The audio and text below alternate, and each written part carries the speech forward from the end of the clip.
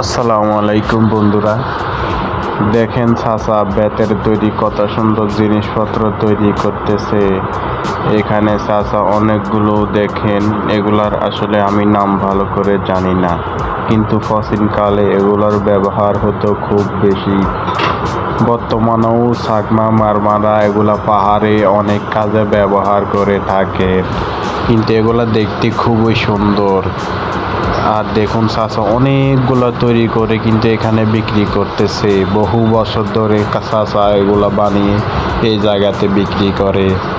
আর এই জায়গার ঠিকানাটা আমি আপনাদেরকে লাস্টে দিয়ে দিতেছি। আপনি চাইলে এখানে এসে বিভিন্ন ধরনের বেতের তৈরি ঝুড়ি, তারপরে ফুল রাখার পাত্র এবং অনেক কিছু চাইলে এখান থেকে নিতে পারেন।